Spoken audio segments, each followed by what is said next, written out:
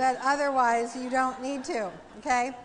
So the title today is, What is the Deepest Thing We Know? It's different for everybody. And the deepest thing we know sits right next to reverence. And it comes out of it. And for me, this is the day that reminds me of what inspires me to the ultimate reverence. It's my personal high holy day. You know, there was something that went around on the internet that, you know, I think it was that you could see which old-time female movie star you were most like.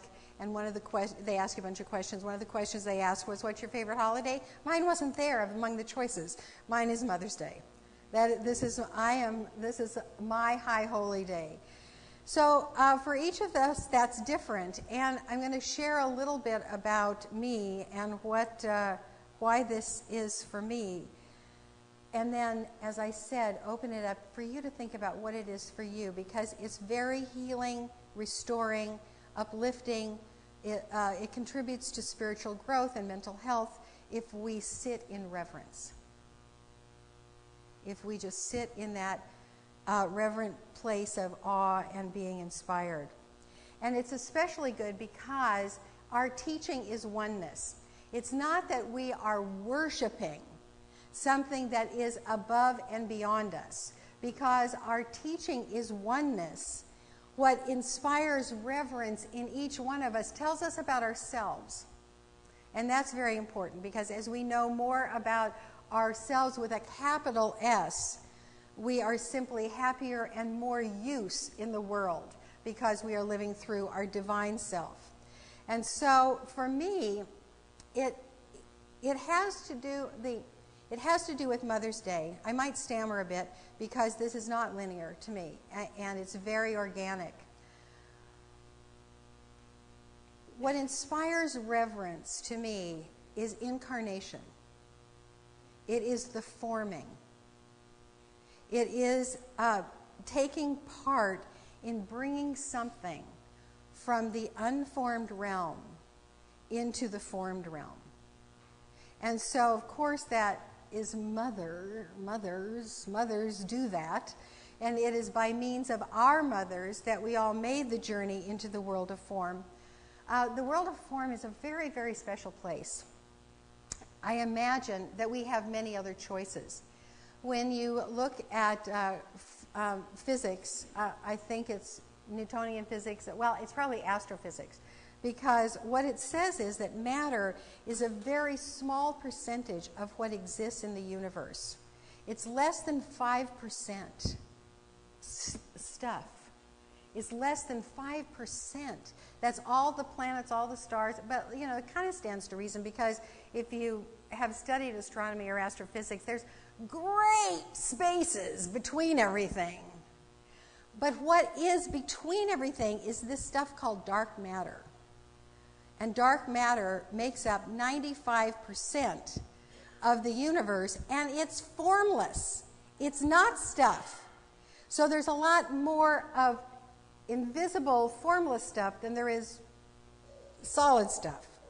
And so it's very special and amazing for us to have chosen to come into this world of form, and for moms, and this is what on Facebook, I'm jumping around here, but on Facebook, when you say happy birthday to people, I think about each one of those people celebrating the anniversary of the day they took their first breath, and the day that they first opened their eyes, and the day they first came out of their mom, which is, being inside your mom. It's kind of like floating in warm, a warm hot tub. And all of a sudden they felt the weight. They felt their form. They felt their substance. That's a very, very, very important day for us. And so to celebrate that on a birthday, but also to celebrate that as the doorway, us moms that are so blessed to have given birth, that we have the doorway between the worlds right inside us. But it's not only moms, it's gardeners too. I mean, these roses, I'm telling you, I brought roses last year on Mother's Day, and these roses here were in the formless realm. They were somewhere because they came in. They came in right here on this Mother's Day. And you know what? There are roses in the formless realm for next Mother's Day. It's not that they don't exist, because I don't believe that something comes into form, into existence, just snap out of nowhere. It comes in from that place of the formless. It happens with every idea as well. An idea, we all give birth to ideas. We all are in the forming work of the ideas that we bring into form. Now, I want to center this in our teaching. This is the Science of Mind textbook, and I'm going to read to you 4 little sentences. Oh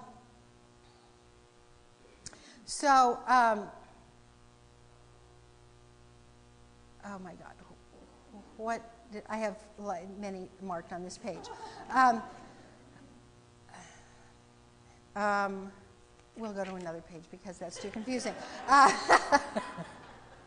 Okay, so you'll get the idea. So here that he says, we are surrounded by an infinite possibility.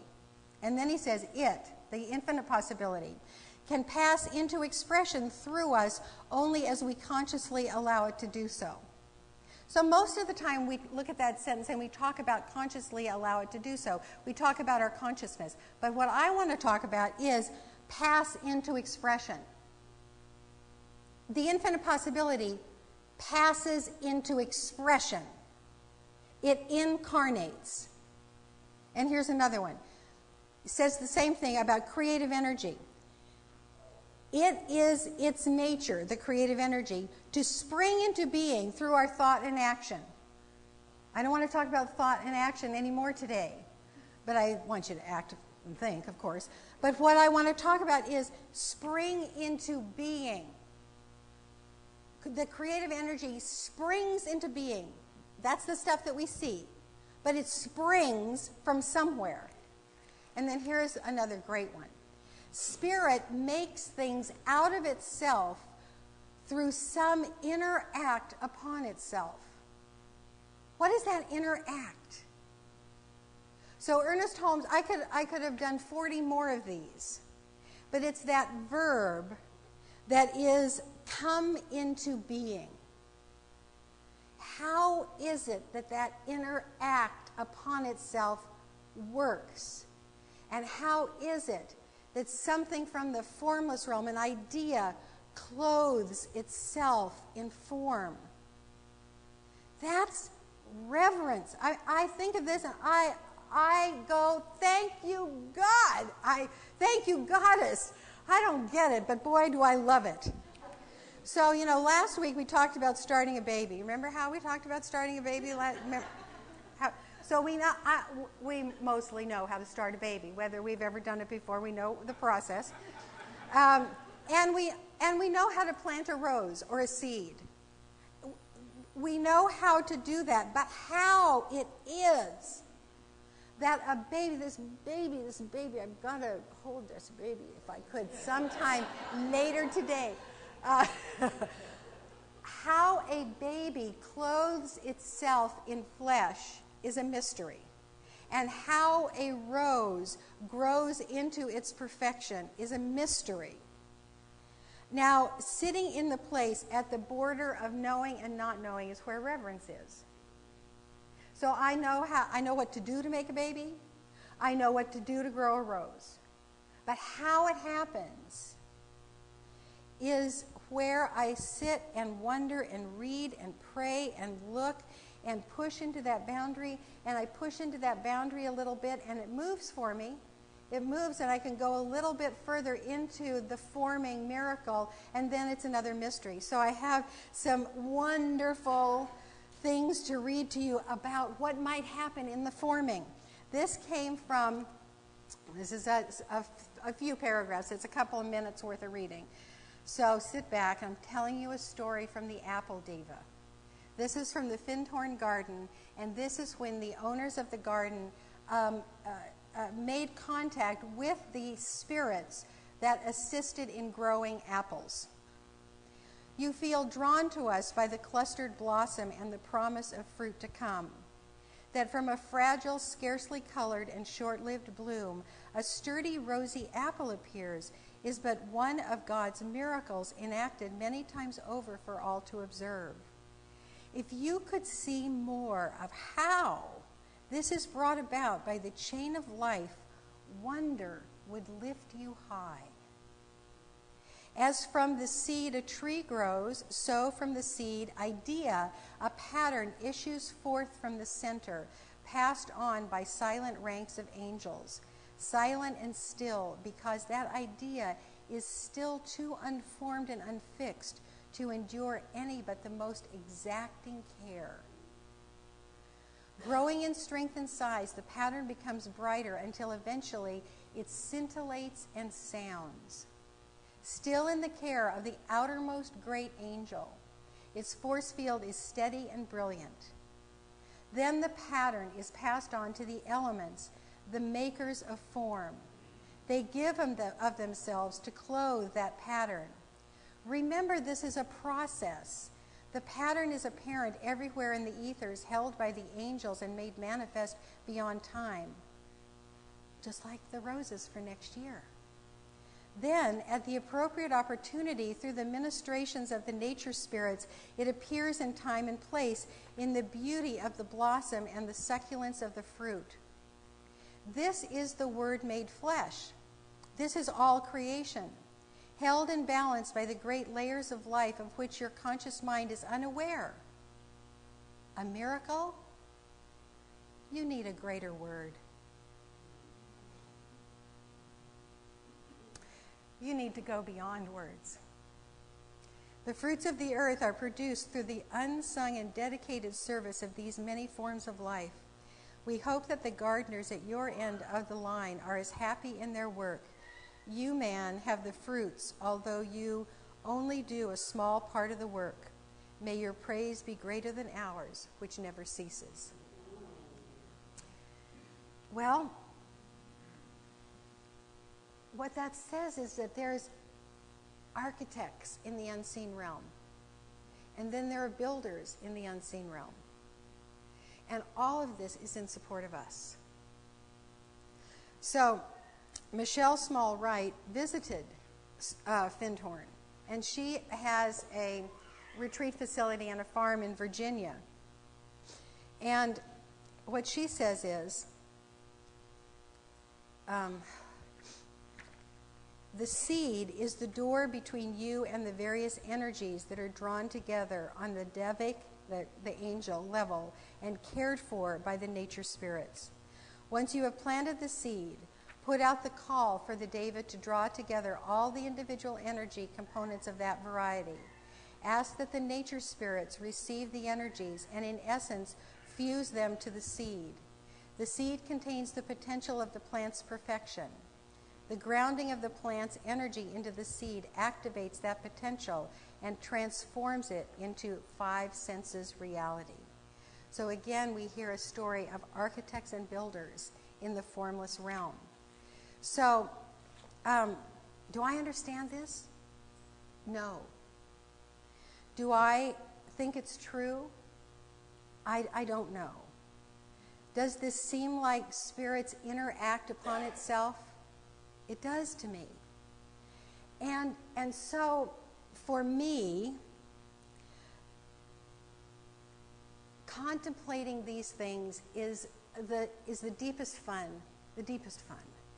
It is moving into the mystery of forming and incarnation. And I am sitting in the realm of reverence. So that's me. What about you? Okay, are you ready for this now? Enough about me? So, getting close to the mystery. So I have several life experiences that might be the doorways for you to move into that place of reverence. It's an invitation for you to find what it is for you, because it sits in the place of unanswerable questions that you have a lot of energy around. And that energy might be love or it might be fear. But when you, because, you know, in the Old Testament and in the New Testament too, but mostly in the Old Testament, it talks about fearing God And I think this is actually right now, in this moment, an idea that is coming to me that I used to rail against that. I don't want to be afraid of my God. I don't want to be afraid of the author of the universe. But when we move into this place of reverence, the awe experience can be accompanied with fear because we don't understand. And what I am inviting you to do is to say, calm that little part of you that says, I have to understand, and say, take a nap. And that part of you that loves the mystery gets to wake up. So, any place in your life where you have that experience of, wow, I have no idea about this, is where you can inch up into the reverence seat. So, incarnation is mine. Creativity is one. Where do those creative ideas come from? And why does someone download $1 million idea and somebody that really, really, really wants to doesn't, or doesn't yet?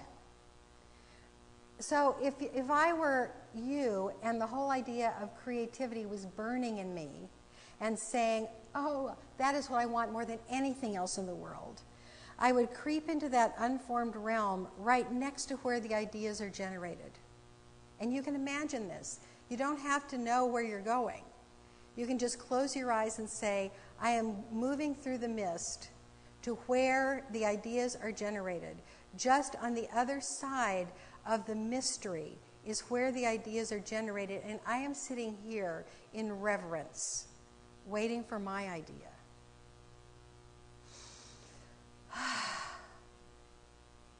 Physical healing. What is it? What really is going on with physical healing? You know, in the 100 years ago, in the infancy of New Thought, there were lots of physical healings. People that had been sickly all their life went to Mary Baker Eddy or Emma Curtis Hopkins, and they were absolutely healed.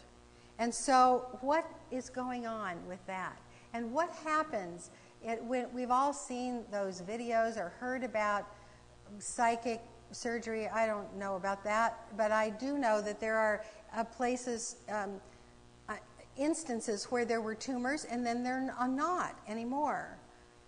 What happens with that? And people who really, really, really want a physical healing and then move through that doorway into the formless realm, what's up with that? And so, is it possible for us to explore physical healing, if that's your place, from the historic realm, from modern science, from and there are studies with the effects of prayer, and say, I know there's something working here, I know there's something working here, I don't know how to work it every single time, and creep up to that place of the border between what you know and what you don't know, and sit in reverence. Death. You know, the people that work for hospice love the process of leaving the body. They love to be with people who are doing it. They love to help people doing it. It is the opposite, the flip side of incarnation. It is leaving your body behind and moving home, I believe. Now, the time to contemplate the reverence of the doorway of death is not when you're in the grief of someone walking through it. It is in, you know, it's in that beautiful, there's 2 times of the day, and the Celts call it the hinges of the day. The hinges of the day are when the light leaves and the light comes again. It's dawn and twilight. So I would sit in the hinge of the day and remember your experiences with going through the doorway. I believe we all have. Remember the experience of being with someone who went through the doorway. If this is your place of reverence, it is for me because it's the flip side of incarnation. Enjoyment. All these are extremely heavy. But boy, there is a via positiva. There's a via negativa, and that's pretty powerful. That will lead you to God. I am telling you that leads you to God. But there's a via positiva, too. And that is, what is it that brings me joy? And can I tiptoe up to that border between what I know brings me joy and into the mystery of living in joy no matter what happens? That's possible. And for us, for you, that might be your path to reverence. To remember the times that you have been in the greatest joy and sit and contemplate that. And then know that right beyond the border of what you know brings you joy is the realm that is joy-filled no matter what. Ooh. That's something that would bring reverence into many lives. And when you find this out, for you, you've got a ministry. It's like a lot of my ministry is about forming. It's about incarnation. It's about the mystery. It's about working the creative process and loving those beings, the architects and the builders that I can't see. Bad or good luck. Now this is really great, because in our philosophy we do believe that we create our experience. Now, many of us have things jump in from the mystery that we do not know how they got there, because it didn't seem to me that I created it. Have you ever said that to yourself? Oh my goodness, where in the heck did this come from? I did not think it. This is another whole talk, but that's a bad surprise. There's good surprises too, of course. When we don't often think, oh my gosh, this is better than I can ever imagine. How did this happen? Let me do it again and again and again. But for those bad surprises, when we think, how did this happen? That's a beautiful boundary for reverence. To say, somehow, if I believe that the universe is for me, and life is for me, and the author of the universe is for me, this thing is for me. This is a mystery to me. And sit in non-resistance at that boundary of what I know and what you know feels like bad luck, and then say, this mystery is for me, and sit in that place of reverence. And finally, just our universe, and how, when you think of light years, I mean, we cannot conceive of a billion, 1 billion of anything. We can conceive of a million. I don't have an example of how we can conceive of a million, but we can, think of a million marbles. But we can't imagine a billion. And a billion is small numbers when you consider light years in the universe. And so, what is going on out there? Have you ever wondered that? What is going on those planets? That is what that baby is wondering right now. What is going on?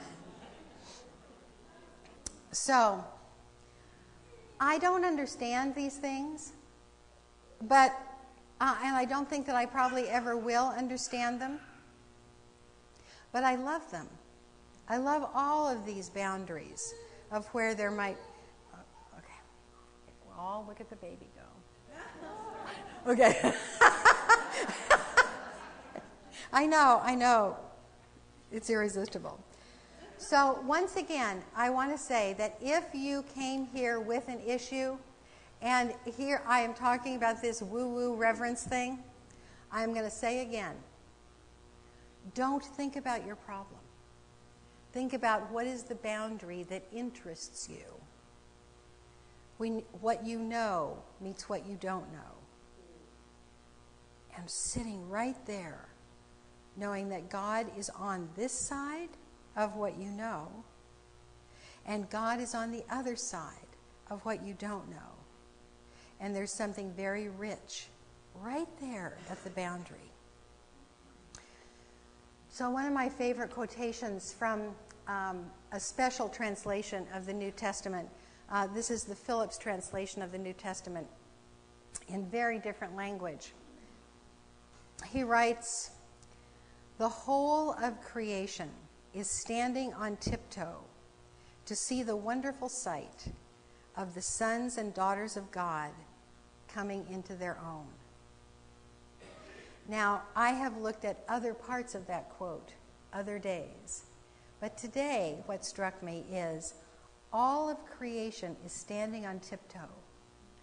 The architects and the builders in the formless realm are standing on tiptoe, waiting to see what we call in with our thought so that they can go and build it for us. And so this is the time when we dedicate ourselves to the greatness of our nature and allow the architects and the builders in the formless realm to build those ideas that will serve us and the world.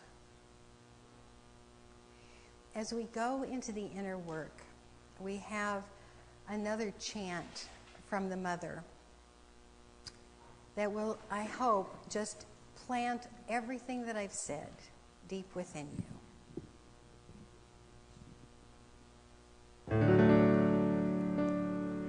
Oh, Mother, Mother, let love be with us. Oh, Mother, Mother, let love be with us. Oh, Mother, Mother, Mother of all things. Oh, Mother, Mother, Mother of all things. Oh, Mother, Mother, let joy be with us. Oh, Mother, Mother, let joy be with us. Oh, Mother, Mother, Mother of all things. Oh, Mother, Mother, Mother of all things. Faith. Oh, Mother, Mother, let faith be with us. Oh, Mother, Mother, let faith be with us. Oh, Mother, Mother, Mother of all things. Oh, Mother, Mother, Mother of all things. Oh, Mother, Mother, let peace be with us. Oh, Mother, Mother, let peace be with us. Oh, Mother, Mother, Mother of all things. Oh, Mother, Mother, Mother of all things. And taking that deep within your heart of hearts, where the Mother of all things resides, smiling at us.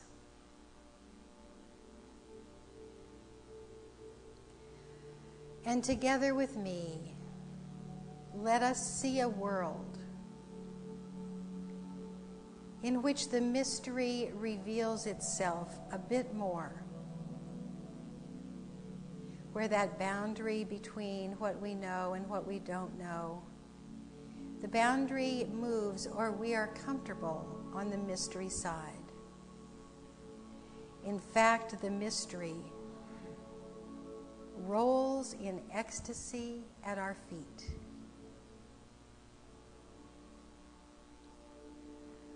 I see a world in which all of us bring forth the forms that are peaceful, that deepen human wisdom, that bring love and connection one unto another. I see a world in which we are all comfortable in this mystery of not knowing, which is ever deepening. A world that becomes transparent as one level of mystery is shed to reveal another. And we see ourselves so deeply connected to all of our kin in form and all of the supportive realm of the formless, whether we call them angels or guides or an inner act upon itself. We are a part of all that is, and all that is very good. Blessed be.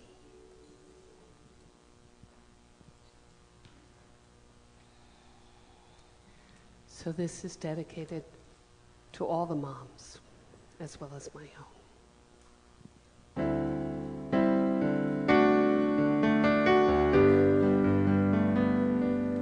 Once upon a time, I needed someone to take me by the hand when there were so many things I didn't understand.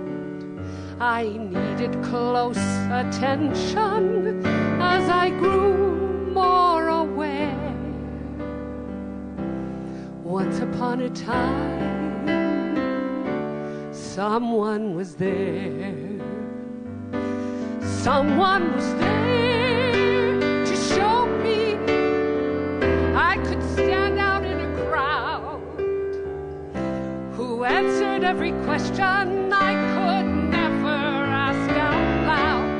Someone was there to help me determine what was true. Someone was there. That someone was you.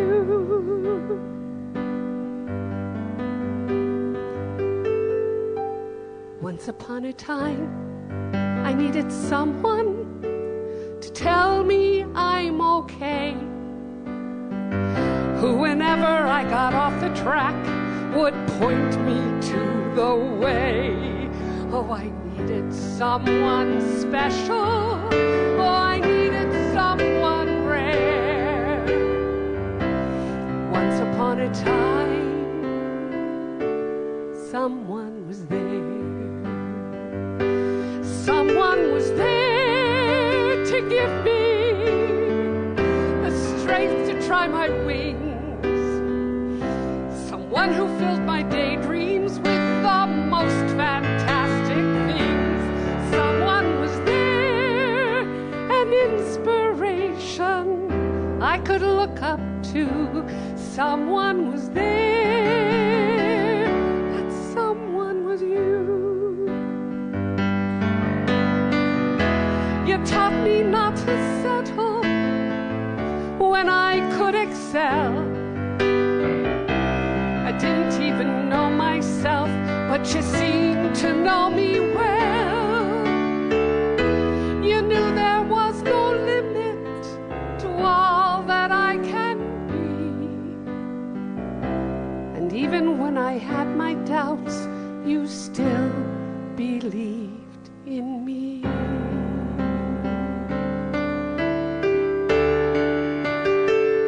Someone was there to show me just how great it all can be. Someone who helped me understand the power inside of me. Someone was there in the darkness to help my light shine through, someone was there. That someone was you. Someone was there.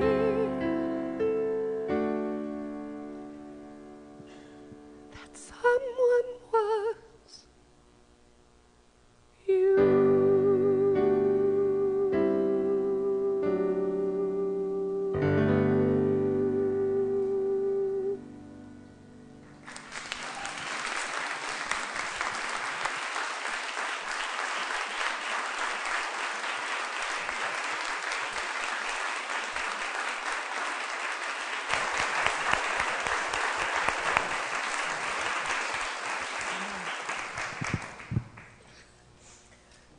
Well, I hear a lot of sniffles, and it's very good. It's very good because when our eyes leak, our hearts open.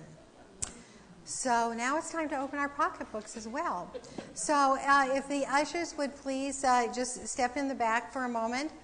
And for those of you who are watching from your breakfast in bed, you can just go right online here and press the donate button. And so as we're preparing our tithes and offerings, just, I love to take a day and really think about the deity as feminine and how much she gives us. How much she gives us in the beauty of her earth and the skies and the beautiful overcast morning and the sun later on. And just know that everything we need on this earthly plane has been given by the Great Mother. And so as we give of our money, which is kind of a funny thing, is next to trees and earth, but still it's the symbol of supply. We have been supplied, and as we give of our own supply, we are known by the Mother and cared for. So take your gift in your hands and infuse it with all of that nurturing love that you possibly can, and just know that that deepens the power of this symbol called money. And as it moves through our community, it fills it up. And then we get to empty it out and fill it up again. Blessed be.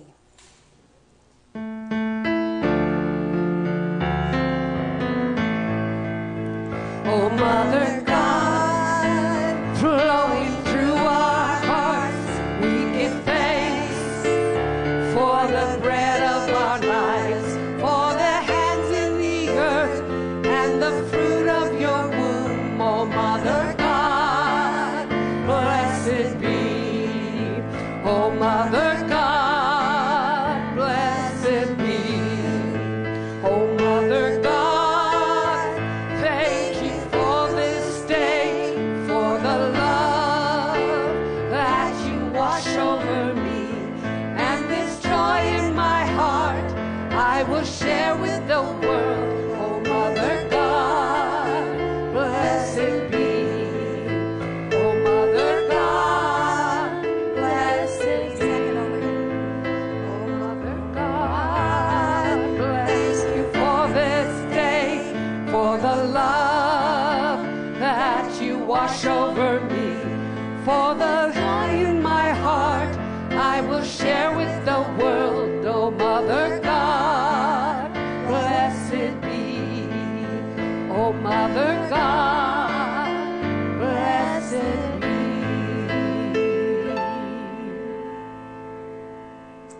So we bless this offering. We bless the dear hearts that gave it and all the good that it will do in this community and beyond. Blessed be.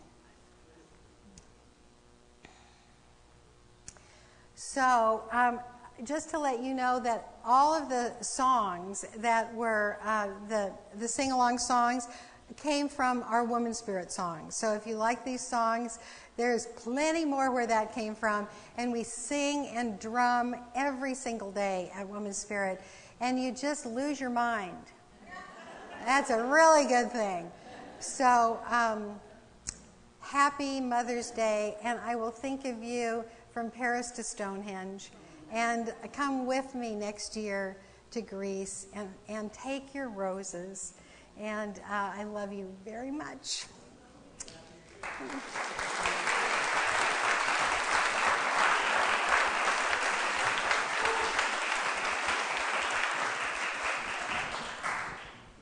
The practitioners would come forward.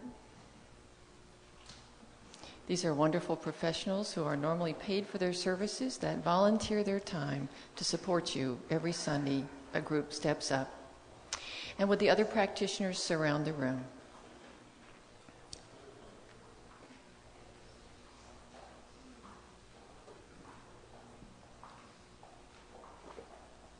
I love how the container that is formed surrounds us.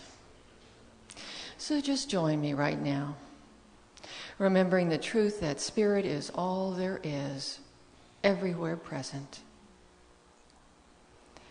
And know that whatever name we call it, it is the same.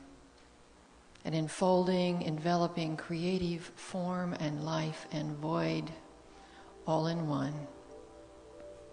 And that the nature is both love and law.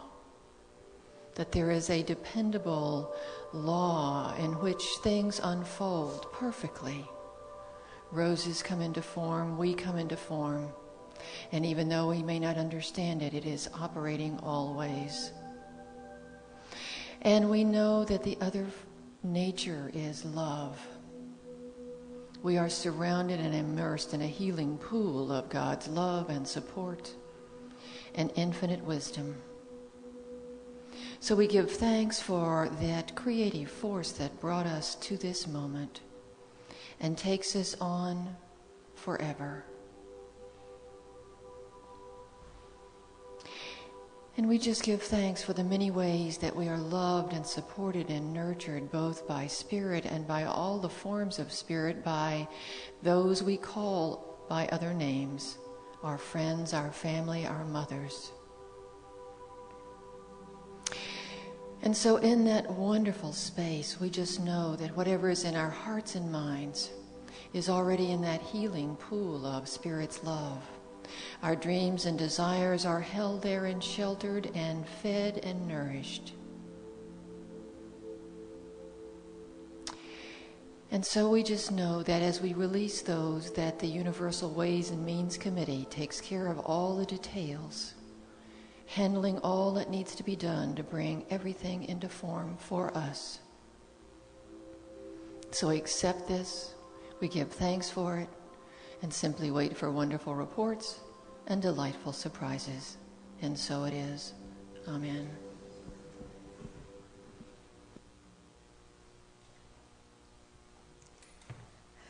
So I invite all of you to stand. Our affirmation is right up here, and our closing song is coming up. So together, I am on tiptoe in wonder and reverence at the mysteries of God laid out before me in a banquet.